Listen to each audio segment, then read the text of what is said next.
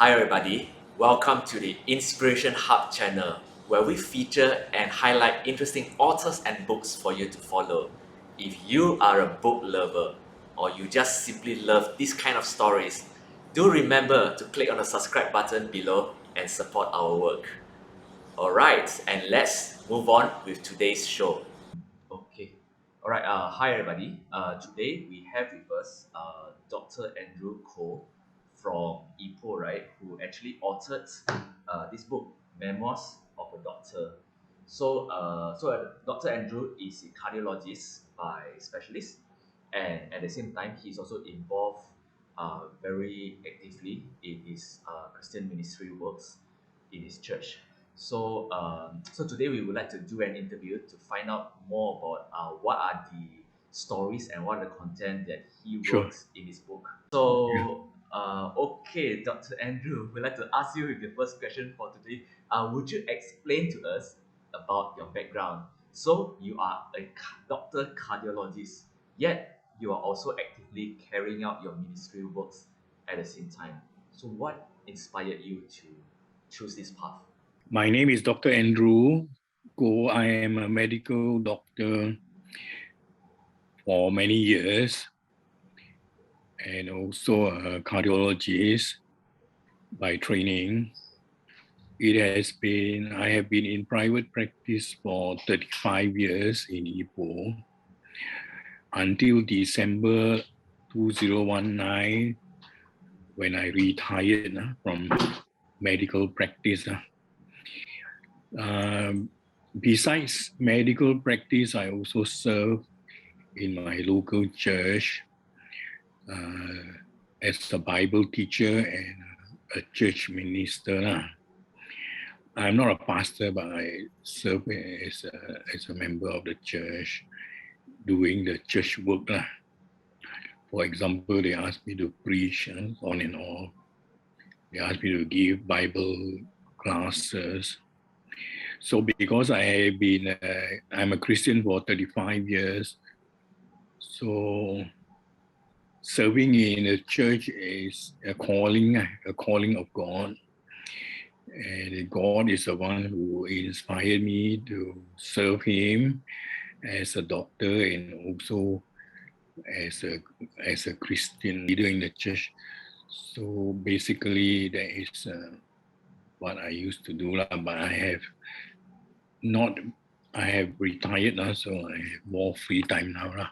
How do you actually combine your faith and your profession together? Well, we know that being a doctor, you need to have a very good heart, to look after your patients and things like that. So well, I believe that does it come easy for you to put your faith into the profession and also put your profession into your faith? How does it work for you?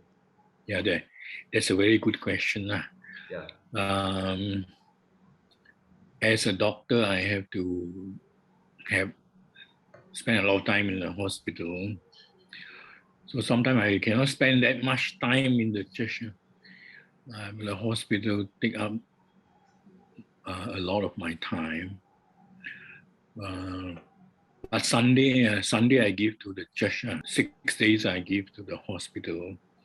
On the Sunday I reserve it for church work. So that's how I apportion my time. But even then, sometimes you have emergency on Sunday. I also interrupt with my ministry work. Sort of. As a doctor, I treat people who are sick. They come to see me with heart attack, high blood pressure, with medical problem. But actually, when we ask further, they also have spiritual problems. They also emotional, psychological, social problem, all tying together. All tying together to make him where he is. But some of them are under so much stress. Some of them has marriage problem, problem in the family, problem with jobs, loss of job, loss of income. So they're very stressed up. They get a heart attack, at a very young age, get a heart attack. Sometimes they get a heart attack at the prime of their life. So that one also make them stress out because they know that after that they can't go back to work. They cannot earn the high income that they used to be earning. It will disturb them. So it make them unwell, all this.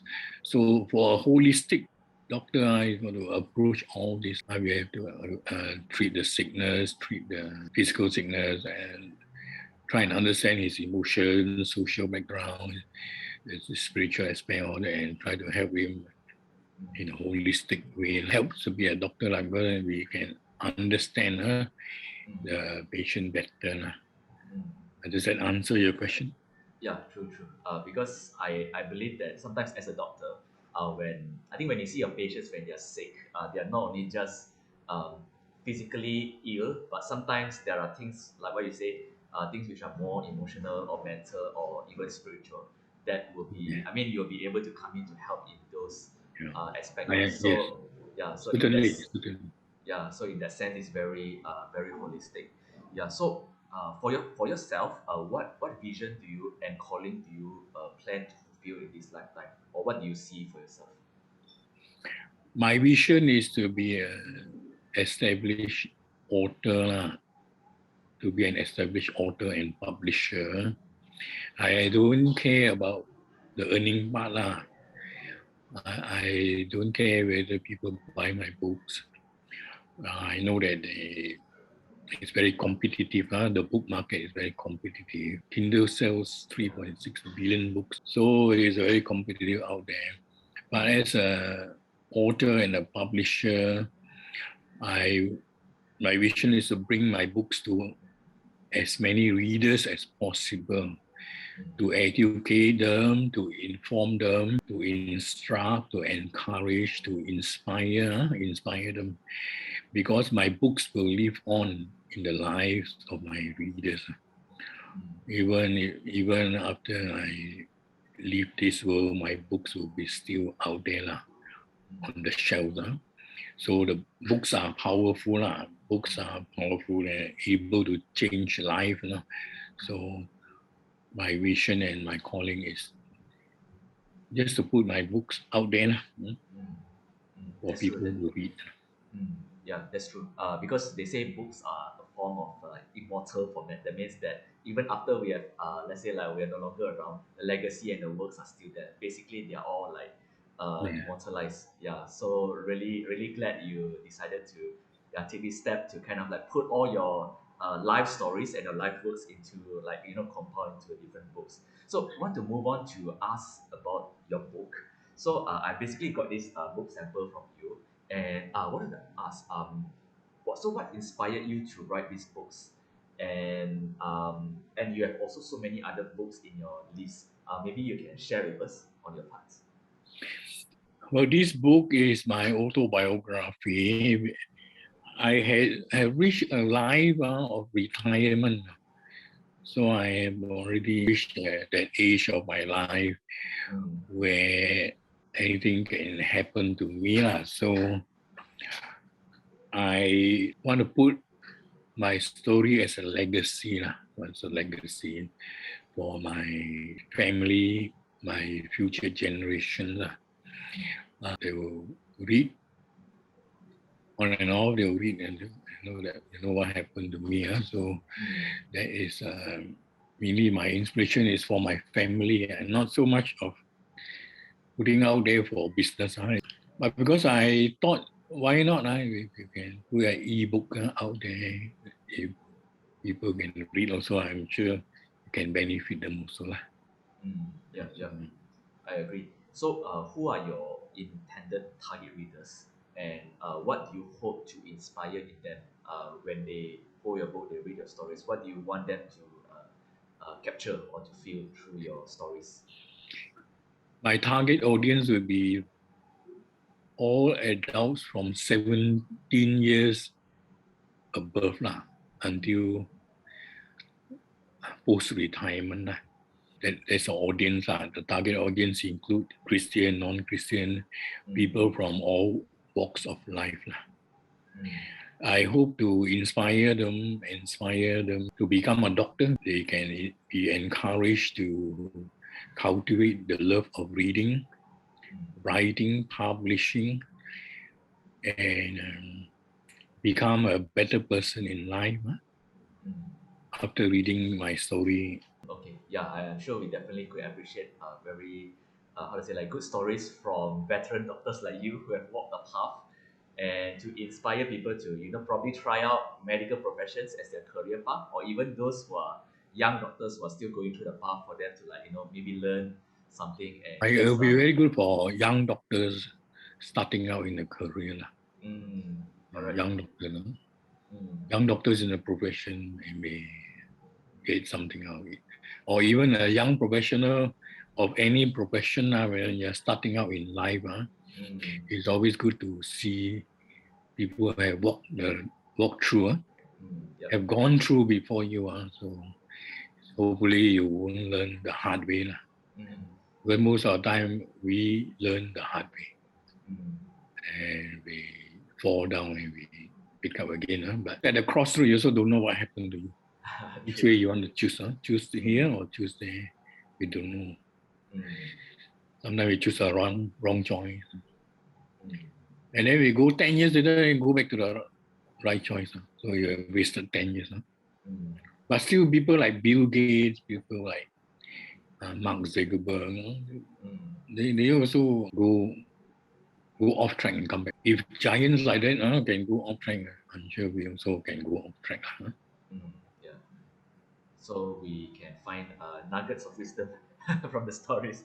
Would you be able to share with us maybe like one or two highlight stories from your book that maybe you want to, before we read it, you can give us a little bit of teaser or highlight? No, okay. I highlight two stories. Mm, One is from pages 74 to 75. Uh, it talks about my life as an army officer. It is all about who you know. So now I quote unquote. I got to know and make friends with senior Air Force officers, pilots, and their families. We used to invite other officers to our house for meals and fellowship. mm, Sometimes, when I travel in an army aircraft on official duty, the pilot invites me to sit next to him in the cockpit. Once, when I was in the cockpit, I saw a full circle rainbow. It was breathtaking to say the least. The panoramic view from the cockpit was extremely impressive and beautiful, especially during takeoff and landing. Even after my tour of duty, I maintained contact with some of the Air Force officers in West Malaysia. They say it is not they say it is not what you know, but who you know.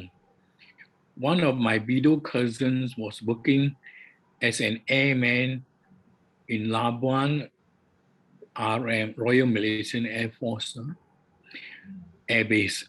One day he told me he had been applying for a scholarship for many years, but had always been rejected and was not even shortlisted. When I heard this, I approached his commanding officer, the same officer who allowed me to sit in the cockpit. He is a major. He said, he told me, "Oh, I did not know that he's your cousin. You should have told me earlier."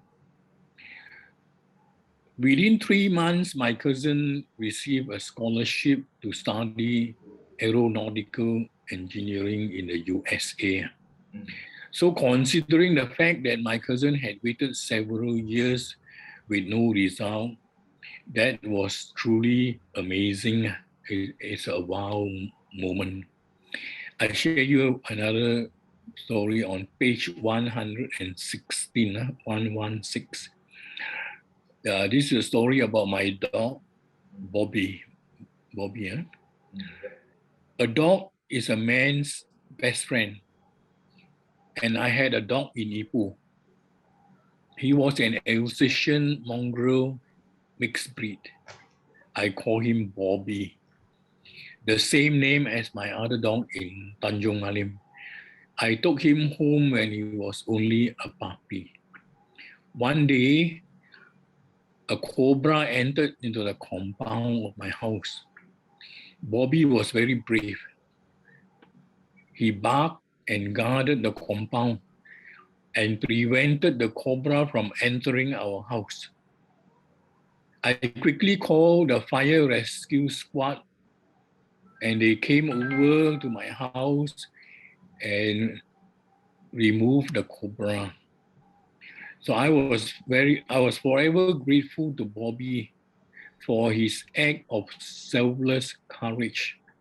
After 9 years, Bobby became very old and frail. One day when it was raining heavily, I opened the gate and Bobby rushed out of the house.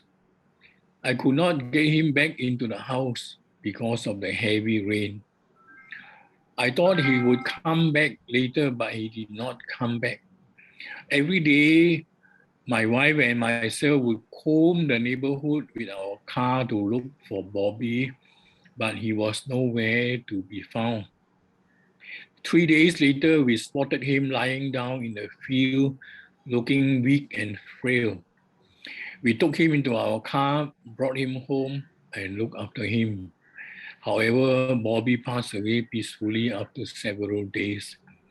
I buried him in the compound of my house. I was very sad, but thank God I found him and had closure over an incident. Otherwise, I would still be feeling very guilty. And in this story, I see even a dog, we can feel very guilty, when we don't have a closure, and it's not even a human, it's only a dog, you can feel if we don't have closure, we will be devastated. So what about human being?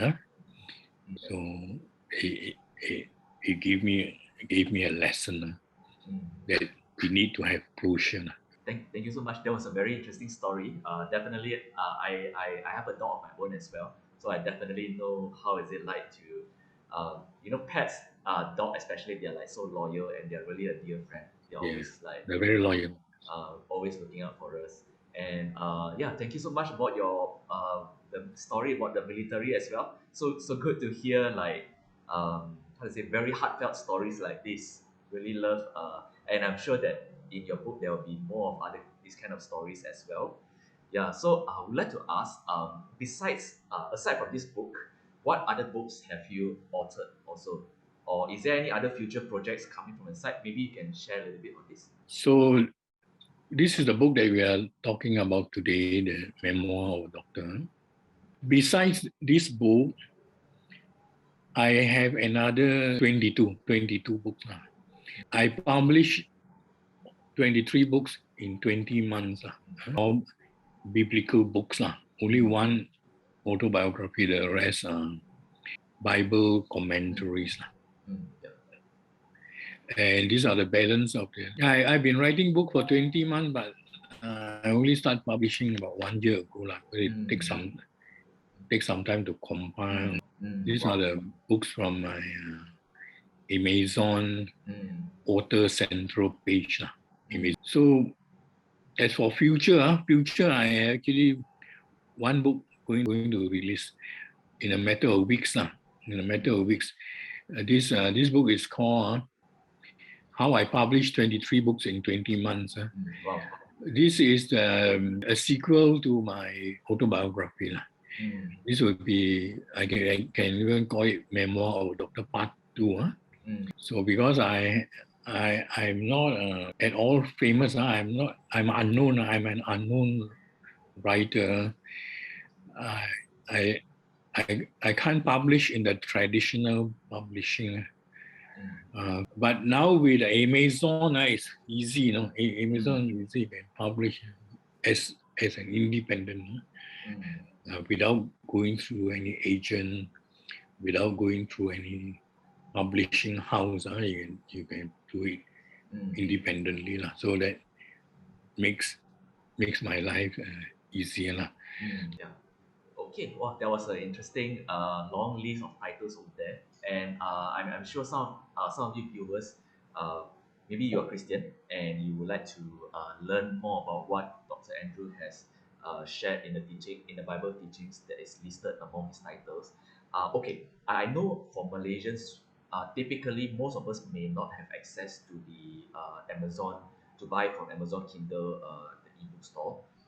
But Dr. Andrew, I want to ask you, what if there are Malaysians who want to have access to some of your more Christian and biblical books? How can they access to you? Or would you consider maybe to put up your ebooks on IHUB online bookstore as well, so that they can have access to it? What do you Yeah, think? I will release the book to all my books to IHUB. IHUB will be able to market because the Malaysian can buy from. All right, looking forward to that. And when your next book, the on the sequel, the part two one come out, maybe we can do another interview again to talk more about your Yeah, next book. yeah, I'll be most happy to have that. Yeah. So I guess we have come to the end of our interview today. Thank you so much, Dr. Andrew, for sharing so many of your stories. Really love listening to them. I think you got me interested to even go and check out the other stories in your book. So I guess that is all we will hear from Dr. Andrew today. So all right, everybody, thank you very much Thank you for very much for IHUB for hosting this interview. For yeah I'm very honored. yeah no Thank you very problem. much and have a good day. Yeah, no problem. Thank you and see you. You. God Okay, bless. Okay. okay.